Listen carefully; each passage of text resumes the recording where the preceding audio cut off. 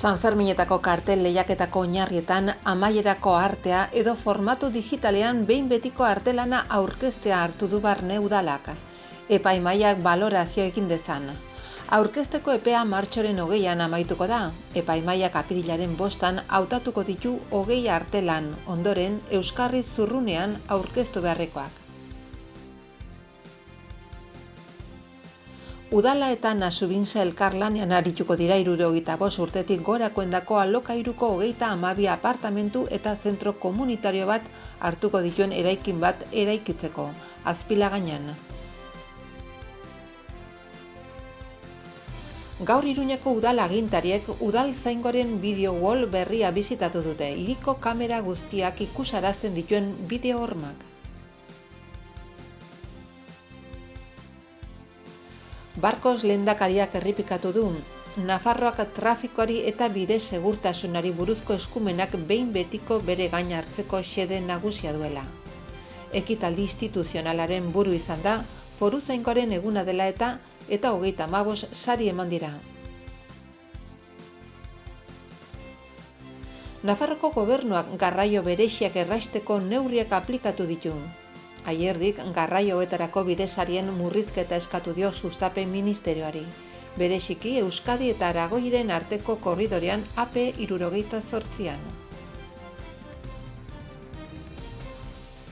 Hirugarren txosten teknikoa eskatuko dute Labriteko pasarela eraiki zuten enpresek. Laukuen ondorioztatu dutenez, Nafarroko kutxaren desagertzea saihestu zitekeen. Hauek dira otsailaren 25ko titularrak. Sanferminetako kartel lehiaketan parte hartzeko baldintzak edo oinarriak ezagutarazi egin dira. Lanak aurkezteko azkenengo eguna martxoaren 20 izango da. Apirilaren 5ean epaimahaiak 20 aukeratuko ditu. Gero edo ondoren Euskarri gogorrean aurkeztu beharko direnak. Aurten ere Iruñako udalak Sanferminak iragarriko dituen kartela hautatzeko lehiaketarako deia egin du.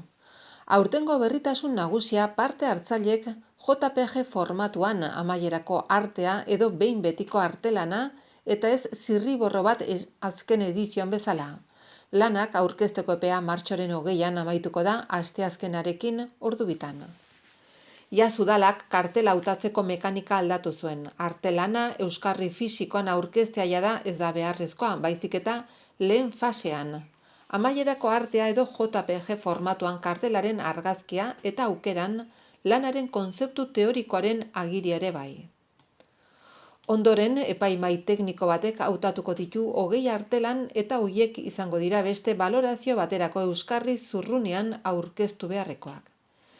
Gero epaimahaia berriro bilduko da eta 8 finalista hautatuko ditu, behin betiko kartela hautatzeko prozesuari emango zaio hasiera, herritarren partaidetzaren bidez. Herri bozketaz, Iruñan erroldatuek parte hartu ahalko dute.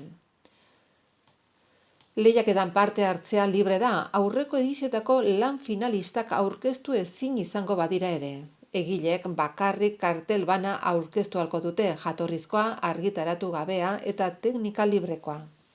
Kartel irabazlearen egilearendako saria 3.600 euroan mantentzen da.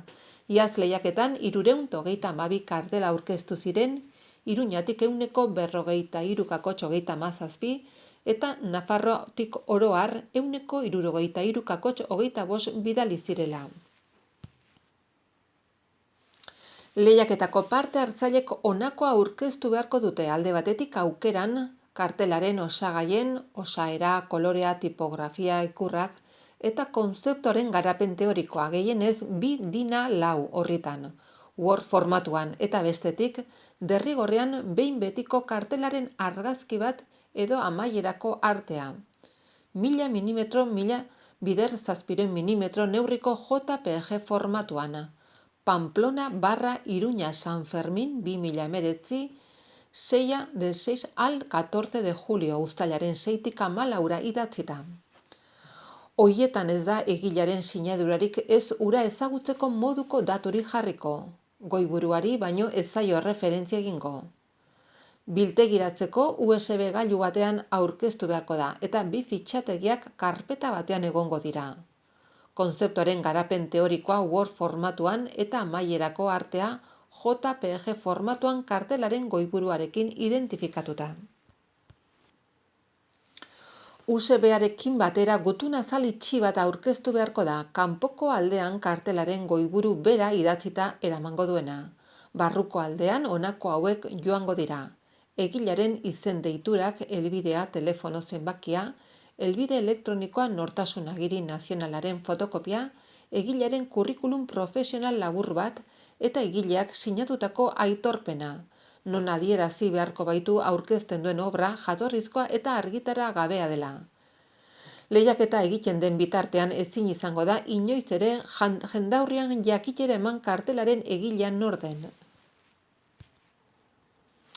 Aipatutako guztia Iruñeko udaleko kultura eta hezkuntza alorrean Deskaltzos kalea 72, bigarren solairua, 3101 postakutxe Iruña Nafarroa.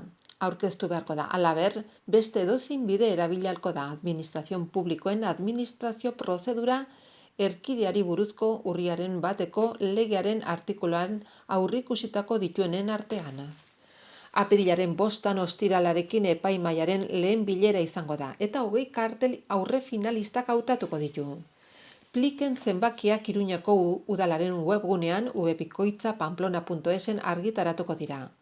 Aurre hautatu diren kartelak beharrezko formatuan burutu eta entregatzeko argibidekin batera. Euskarri zurrunean burututako kartelak aurkezteko epea apirilaren 12an amaituko da. Iruñako udalak bere gain hartuko du 20 kartel hoien ekoizpen kostua, gehienez ere, €100 ordainduta kartel bakoitzeko eta kopuru hori lehiaketa ebatzi eta gero ordainduko du. Epaimaia aste sandua baino lehen bilduko da berriro jada 8 kartel finalistak hautatzeko. Horrez gero, herritarrek parte hartzeko epea irekiko da, gutxienez, 10 egunekoa banakako bozketaz eta horretarako prestatutako bideen bitartez. Epaimahaiburua Maitena Muruzabal kultura eta hezkuntza alorreko zuzendaria izango da eta gainontzeko epaimahaikideak diseinu, komunikazio edo arte plastikoen esparruko 5 profesional izango dira, baita udaleko arte plastikoetako teknikaria ere. Iruñeko udalak eta Nasubintzak eraikin bat sortuko dute Azpilagainan, 75 urtetik gorakoendako alokairuko 32 apartamentu eta zentro komunitario bat hartuko ditu proiektu honek. Zure tokia izenburupean. Jubiloteka bat ere izango da bere barne. Iruñeko udalak eta Nasubintza sozietate publikoak elkar lanean abiatuko dute Zure tokia, etxe bizitza kolaboratiboen proiektu bat Azpilagainan, 75 urtetik gorakoendako alokairuko etxe bizitzez osatua. Asmoa da, 32 etxe bizitza... Hain zuzen ere, udala eta Nafar gobernua eta Nasubintza den elkarlanaren ondorioa. Eta batez ere datorrena irtenbide ematen laguntzeko gaur egun gizartean dagoen arazo handienetako bat nola den etxe bizitza duina eta aksesiblea erraztea 75 urte baino gehiagoko pertsonentzat. Azpilagaina izeneko gure auzoan kokatuko da Zure tokia, etxebizitza kolaboratiboaren proiektu bat, nun 32 apartamentu martxan jarriko diren, 75 urte baino gehiagoko pertsonentzako, eta gainera baita ere hor gune komunitario bat eta jubiloteka bat ere kokatuko dira. Bai arkitektura zein jasangarritasunaren arloko egungo erronkei, bai orango gizartearen zahartze aktiboaren beharrei. Eraikin horren ezaugarri nagusietako bada jada errotutako hiri antolamenduan txertatzen dela eta horrek bertan biziko diren adinekoi errastuko die, auzo bizitzarekin bat egitea, zerbitzu eta gune komunak partekatuz. Zehazki apartamentu multzoa Altzania errekaren kaleko 18. eraikin gabe dagoen lursailean kokatuko da. Manuel Turrillas plazaren inguru.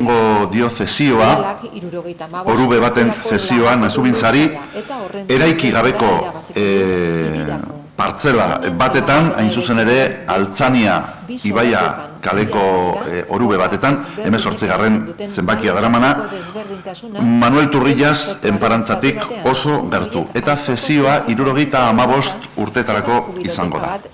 Eraikina, lehen komentatu den, gero komentatuko diguten moduan Miguel Laparrak eta Jose Maria Ierdik, pasif eraikina izango da, beraz, dakizue, modu jasangarrian eraikiko da beraz, eta bertan, 32 apartamentu egongo dira, baita ere zonalde komun batzuekin, eta azpiko bi pisuetan, azpiko bi solairuetan eraikiko dira gune komunitario bat, 275 metro karratuko gune komunitario bat, eta 280 metro karratuko jubiloteka bat. Integraturik egoien jarrai dezaten. Apartamentuak etxe bizitza erabat irisgarriak eta molda erraixak izango dira, eta gela bakarrekoak edo bi geletakoak izan ahalko dira, bertan bizi direnen behar eta inguru abar personalen arabera. Gune komunak eta laguntzarako guneak ere izango ditu eraikinak. Elkar bizitza gune gisa erabili ahalko den txoko bat, psikomotrizitatea eta lantegiak zein jarduerak egiteko gela bat bestea beste. Oro bat, proiektuak eraikigintza jasangarriaren eta irisgarritasun unibertsalaren esparruetan aplikatzen ari diren aldagai nagusiak txertatzen ditu. Berrikuntza arkitektoniko horrek barne hartzen du beste alderdi batzuen artean, Passive House delako estandarrak dituen konsumo ia nuloko eraikin bat egitea, aintzindaria egituran eta itxiruturetan zura erabiltziaz bezain batean. Apartamentu hauek hala lanen diseinuan zein zuzendaritzan nola geroko mantentze lanetan metodologiari jarraikiz egiten den lehen sustapen publikoa osatuko dute. Energia berriztagarrien erabilerari dagokionez, zure tokia proiektuan berokuntzarako biomasa egongo da, eta hori guztia borobiltzeko energia biltegiratzeko sistema berritzailea, industrializatutako irtenbide bat Iruñak laguntzen duen Stardust proiektu europarraren barnekoa. Udalak eta Nasubinsak zure tokia esperientzia piloturako erabiliko duten hirigintza formula Altzani errekaren kalean dagoen udalaren lursail lagatzarena izango da, 75 urterako. Nasubinsako arkitekto taldeak gauzatze proiektu idatzitakoan sozietate publikoak lizitaziora aterako ditu bai eraikitze lanak, bai apartamentuen alokairua babestuen kudeaketa lanak. Alokairu horiek arrazoiko prezioak izango dituzte eta eraikinean egindako inbertsioa amortizatzera bideratuko dira. 32 etxe bizitza hoien alokairua kudeatzeko Nasubinsako teknikariak udaleko gizarte zerbitzuekin elkarlanean arituko dira, eta auzo unitateko edo auzoko elkarte ehun zein gizarte ehun kulturaleko baliabideak erabiliz. Iruñako udaleko gizarte ekintzako alorrak bere ekarpena egingo du, gizarte irizpidei dagokionez apartamentuen funtzionamenduari begira eta etxe bizitzak esleitzeko irizpideetarako aholkoak emango ditu. Proiektuari jarraipen egiteko talde bat eratzea aurreikusi da, Nasubinsak eta gizarte ekintzako, komunitate garapeneko eta hiri bizigarri eta etxe bizitzako alorrek osatua. Proiektu honetan aintzat hartu dira Ultzama kampuseko lan taldetan egindako ekarpenak eta hausnarketak, Nasubinsaren eta Arkitektura y Sociedad Fundazioaren ekimenez, karrera amaierako eta gradu ondokoetako ikaslei zuzenduta egin zen udako arkitektura eskolan jasotakoak. Kampus horren 2 edizio egin dira gaurdaino, eta haien jomuga da arkitektura erantzun zein etxe bizitza tipologia berriak arakatu eta eskaintzea beti ere adinekoek dituzten zahartze erronkei eta benetako premiei erantzuten behar dietela kontutan harturik. Gaur otsailak 25, Iruñeko Udal Korporazioak udaltzaingoaren bideo-wall berria, hau da Nafar hiriburuko Iruñeko kamera guztiak ikusarazten dituen bideo-horma, bisitatu du. Iruñako udaltzaingoak pantalla anitzeko sistema bideo-horma berria estrenatu du 7 metro kuadro non hirian instalatutako 200 kamera baino gehiago zuzenean jarraitu albai dituzte. 3 lerro eta 3 zutabetan kokatutako 9 monitore dira. Ekintzen koordinazio zentroan daude eta aurreko teknologia jada zaharkituta ordezten dute. Sistema ezagutzeko lehendakaritza batzordeko kideek gaur goizean bisitatu dute instalazioa. Non udala guztira 127.875 euro inbertitu baititu. Bideo horma berriak hiriko kameratako streaming IP seinaleak deskodetu eta monitorizatu ditu, baita kontrolguneko ordenagailuen aldibereko konexio ere. Ekintzen koordinazio zentroan lan egiten duten udaltzainek prestakuntza jaso dute sistema berriaren inguruan aurreko asteetan. Pantaila anizoien bidez udaltzainek zuzenean kudeatu aldute zirkulazioa trinkoen den ordutan eta ikastetxetako inguruak zaindu elurregunetan zirkulazioan dauden gora berei jarraipen egin edo ibaiak hazita datozenean haien egoera ikusi. Era berean, ibilgailuen zirkulazioari eragin aldioten jarduerei ere jarraipen egiten zaie, adibidez, manifestazioetan eta kirol ekitaldietan eta jendeak joan etorrik gehien egiten dituen lekuak ikusten dira. Lapurreta bat gertatzen denean edo delitu bat salatzen denean udaltzainek dagozkien zonaldeak ere begiratzen dituzte bideo horman. 2018an udaltzaingoaren ekintzen koordinazio zentroak 120.307 dei jaso zituen, 092 telefonoaren bidez, batez beste 330 dei egunean. Hoietako asko, 63.710 zentroko poliziek erantzun ahal izan zituzten konsultak izan ziren. Bestetan, esku hartzeko bide eman zuten, guztira 26.681 kasutan, 2018an. Sarrienetako batzuk elkar bizitza arazoi lotutakoak dira, udaltzainen esku hartzea eskatzen dutenak eta guztira 4.254 izan zirenak. Hoietako gehienen zioak liskarrak eta eztabaidak izan ziren 1.282 kasu.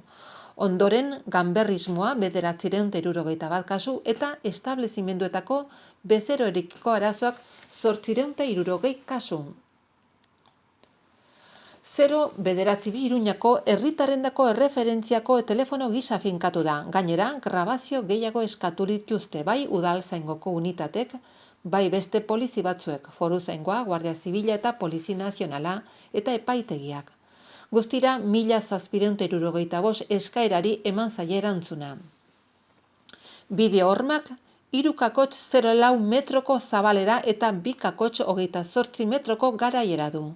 Sistema berriak DLP teknologia du oinarri, LED argiztapena atzealdean eta bere proiekzio unitate bakoitzak 100.000 ordu eta gehiagoko iraupen erabilgarria du, egunean 24 orduz eta astean 7 egunez jardunean. Horrela ekipamendu berrien malgutasun handiagoa izateaz gain, irudi argiagoak ematen ditu eta elektrizitate kontsumoak dakarren kostua ahalik eta txikien izatea ahalbidetzen du.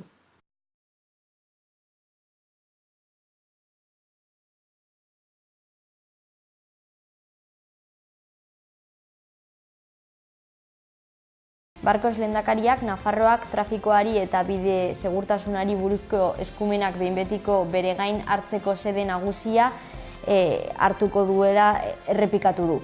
Ekitaldi instituzionalaren buru izan da Foruzaingoaren eguna dela eta 35 sari eman dira. Barkos lehendakaria Foruzaingoaren eguna ospatzeko ekitaldi instituzionalaren buru izan da eta Nafarroak trafikoari eta bide segurtasunari buruzko eskumenak behin betiko bere gain hartzeko xede argia duela errepikatu du.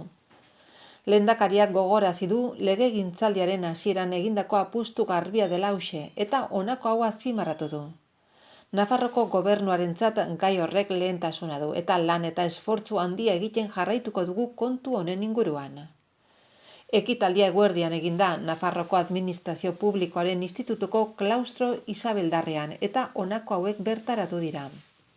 Nafarroko Parlamentuko lehendakaria Ainhoa Aznarez, lehendakaritzako Funtzio Publikoko Justiziako eta Herrizaingoko sailburu Mari Jose Beamont, Herrizaingoko zuzendari nagusia Agustin Gastamintza eta Foruzaingoko buru Torkuato Muñoz. Ekitaldian zehar hainbat foruzain persona eta lankidetza erakunderen lana aitortu da eta 35 sari eman dira. Lehenengo eta behin Barkos lehendakariak eskerrak eman dizkie foruzainei Nafarroko gizarteri emandako zerbitzua dela eta. Lehendakariak baieztatu duenez, giza eta lanbide kapital handia dugu, bai eta zalantzari gabe, gure komunitatean segurtasun eta ongizate maila handiagoa lortzen laguntzen duen polizia talde bat ere, gertukoa eta erabilgarria dena. Halaber, gogora ekarri ditu azken urtean zendutako bi foruzainak, Juan Jose Salaberri Galbete eta Lorenzo Elustondo Arraiza. Barkosek legegintzaldian zehar egindako lana laburtu du eta nabarmendu duenez funtsesko hainbat neurri hartu dira. Hala, honako hauek nabarmendu ditu. Gomazko pilotak fan jaurti gehien ordezkatu izana, prozedurak eguneratu izana eta ordena publikoan esku hartzeko prestakuntza eman izana. Hori guztia eginda lesio fisikoak jasateko arriskoa murrizteko xedez.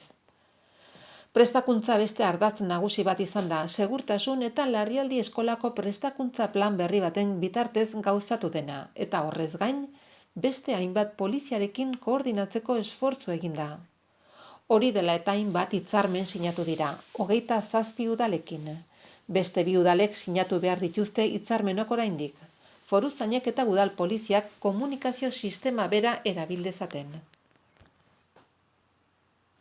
Barkosek nabarmendu du hobekuntza handiak txertatzen ari direla Nafarroko foruzaingoaren esparruan eta horren bestez gure gizarte osoan, legegintzaldian zehar egindako lanari esker. Eta alde horretatik foru gobernuaren apustua ere azpimarratu du alegia, Nafarroari segurtasun sistema koherenteagoa eta eraginkorragoa ematearen aldeko apustua. Baliabide ekonomikoak ez dira amaigabeak eta erantzunkizunez jokatu behar dugu baliabide horiek neurri egokian dimentsionatzeko baieztatu du. Halaber, lehendakariak aipatu du Nafarroko poliziei buruzko foru legea onartu duela parlamentuak eta honako hau ziurtatu du. Lege horri esker, foruzaingoak gaitasun handiagoa izango du gure komunitateak behar dituen zerbitzu eskaerei erantzuteko. Barkosek nabarmendu du plantilla modu mailakatuan garatu dela, 95 foruzain berri plantillan sartzeko plangintzari esker. Horrek agerian uzten du plantilla dimensionatzearen aldeko esfortzua egin dela, izan ere, dimensionatze horrek behera egin du 2010ean azken foruzainak sartu zirenetik. Herrizaingoko zuzendaritza nagusiaren egoitza berriari dagokionez lehendakaria gogorarazi du beharrezkoak diren lanak egiten ari direla egoitza hori ahalik eta azkarren sortzeko, bai eta emandako erantzunkizunarekin bat egiten duten instalazioak emateko ere hainbat zerbitzuri.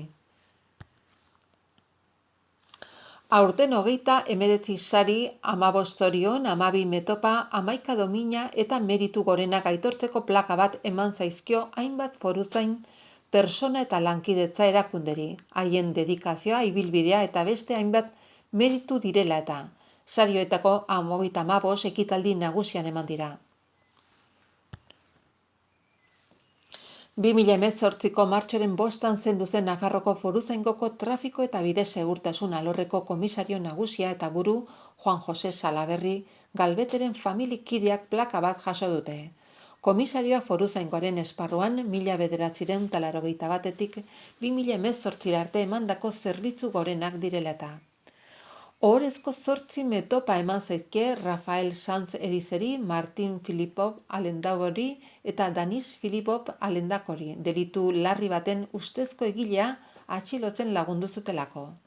Pedro Lekunberri Saguesi 2017ko Xabier aldian bidazti bati bihotz biriketako bizkortzia egiteko maniobrak gauzatzen lagundu zuelako, eta Yolanda Genbe Gili Nafarroko segurtasun eta larrialdietako eskolako plangintza, garapen eta koordinazio arloko buru jarduten emandako urteak direla eta. Halaber sari bana eman zaie 2 personari 2017ko urtarrileko elurtetan laguntza emateagatik eta lapurtutako materialak berreskuratzen laguntzeagatik. Horrez gain, metopak eman zaizkie honako hauei, Elena Aiza Lursari, haien buruaz beste egiten saiatutakoan bizirik geratu direnei emandako tratua hobetzeko egin duen lanagatik, eta egoera hoiek ikusgarri egiteko esfortzuagatik. Eta Angel Labiano Mangadori foruzaingoarekin lankidetzan aritzeagatik. Auzitegi Medikuntzako Institutuak, SOS Nafarroak eta Tuterako Babes Zibilak ere jaso dituzte metopak elkarrekin parte hartzeagatik, ertxiki eta modu zabalean. Amaitzeko zorionak eman zaizkie jandaurrean hainbat foruzaini erakutsi dituzten meritu profesionalak direla eta. Halaber, zerbitzu gorenak aitortzeko dominak eman zaizkie foruzaingoarekin lan egiten duten herri administrazioko hainbat langileri. Foru gobernuak garraio berezien baldintzak hobetzeko neurriak aplikatu ditu. Nafarroko gobernuak garapen ekonomikoko eta lehendakaritza funtzio publiko barne eta justiziako departamentoaren bitartez garraio berezien baldintza ekonomiko eta operatiboak eta bide segurtasuna hobetzeko neurriak hartu ditu. Enerkluster energia eolikoko klusterraren naiz sektoreko Nafarroko erreferentzia nagusiak bihurtu diren Siemens Gamesa eta Nordes Windwopper enpresen lankidetzaz. Enpresen lehiakortasuna sustatzea da indarrean dauden neurri hoien helburua, bereziki Nafarroko sektore eolikoarena, izan ere 2019an osagaien ekoizpena nabarmen gehitzea aurreikusi da. Horrekin batera aukeratutako ibilbideen bide segurtasuna hobetu nahi da. Ahalik eta ibilbide eta kilometro gehien gauez edo debaldezko zein ordainpeko autobidetan barna egitea da hautatu den aukera. Garapen ekonomikoko lehendakariorde Manu Ayerdik garraio berezi hoietako baten naiz foruzaingoak eta Guardia Zibilak aurreikusitako eskolta autoen funtzionamentua egiaztatzeko Nordex akzionaren Irunberriko lantegira egindako bizitan gogoratu duenez, gobernuak garraio berezitarako bidesarien prezioak arautu ditu lehendabiziko aldiz, aurretiaz ezarrita zeuden soberako prezioak nabarmen murriztuz.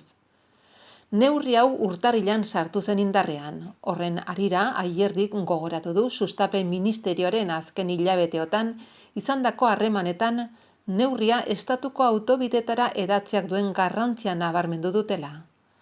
Horrekin batera adierazi du ministerioari gai horretan lanean hasita dagoela, baina eskaera luzatu dio estatuko gobernuari. Lana bukatu eta egun dauden bidesarien dexenteko murrizketa ezar dezala. Izan ere, Nafarroan lehen gertatzen zen bezalaxe sobera garestea dira.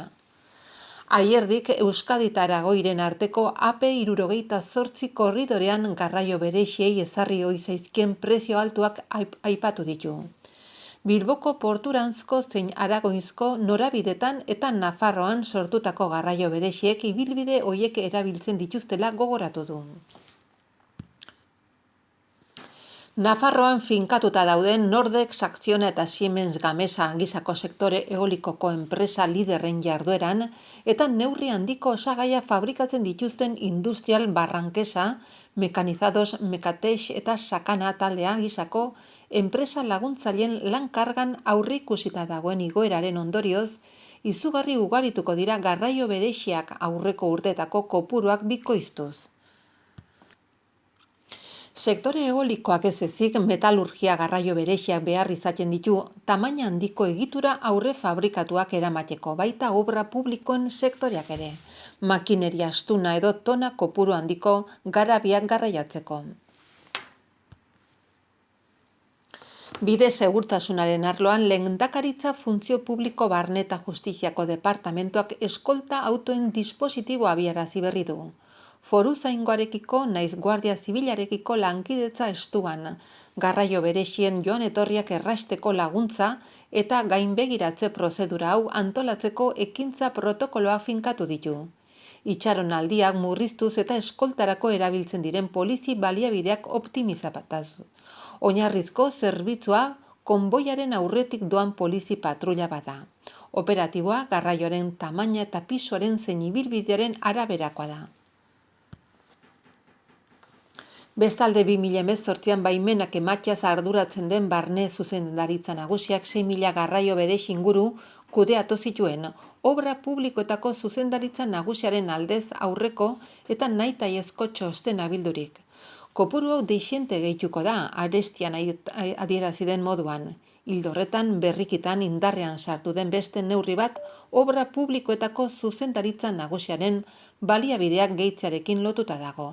80 tonatik gorako pisua edo kamioiaren ardaz bakoitzeko 12 tonatik gorako pisua duten garraioen nahitaezko txostenak azkarrago tramitatzeko baimena eman baino lehen. Labriteko pasabidea eraiki zuten enpresek 3. txosten teknikoa eskatu dute. Laukoaren arabera honek Nafarroako kutxaren desagertzea ekiditu zitekeen. Labriteko zubiaren obren zuzendaritzak ukatu egin du zubiaren desmuntaia denik irtenbide bakarra. Pasarelaren egoera zein den jakiteko beste txosten tekniko bat eskatu dute. Beren aseguru etxeen esku jarri dute auzia, desmuntai partziala eta konponketak planteatzeko. Aste honetan hasiko dira beharginak Labriteko pasarelan lanean. Joseba Ziron alkateak adierazi zuenez, bi txosten teknikoak mahai gainean desmuntaia soilik da arazo honendako irtenbidea. Egituran kalteak oinarrietan ere ardurengatik soilik desmuntaia planteatu daiteke, esan zuen Iruñako alkateak.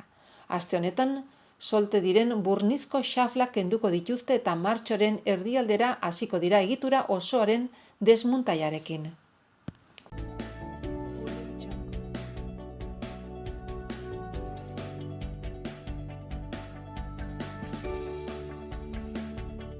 Goizan lanbroa nagusi, zerua laino gutxiken edo oskarbi egongo da egunean zehar. Haize ahuleta aldakorri ibiliko da, hego osagaikoan nagusi izanik.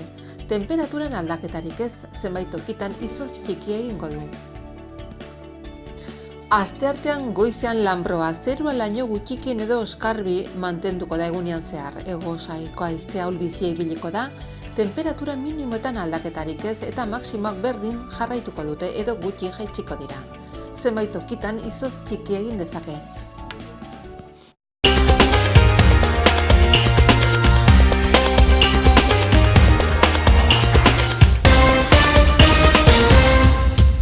Sanferminetako kartel lehiaketako oinarrietan amaierako artea edo formatu digitalean behin betiko artelana aurkeztea hartu du barne udalak.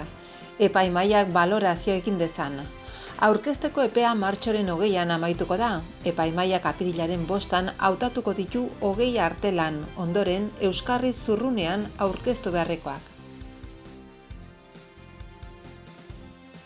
Udala eta Nasubintza elkarlanean arituko dira 75 urtetik gorakoendako alokairuko 32 apartamentu eta zentro komunitario bat hartuko dituen eraikin bat eraikitzeko, Azpilagainan. Gaur Iruñako udal agintariek udaltzaingoaren bideo wall berria bisitatu dute, hiriko kamera guztiak ikusarazten dituen bideo hormak. Barkos lehendakariak errepikatu du, Nafarroak trafikoari eta bide segurtasunari buruzko eskumenak behin betiko bere gain hartzeko xede nagusia duela. Ekitaldi instituzionalaren buru izan da, foruzaingoaren eguna dela eta 35 sari eman dira. Nafarroko gobernuak garraio bereziak erraisteko neurriak aplikatu ditu. Aierdik garraioetarako bidesarien murrizketa eskatu dio sustapen ministerioari. Bereziki Euskadi eta Aragoiren arteko korridorean AP 78an. Hirugarren txosten teknikoa eskatuko dute Labriteko pasarela eraiki zuten enpresek. Laukoen ondorioztatu dutenez, Nafarroko kutxaren desagertzea saihestu zitekeen.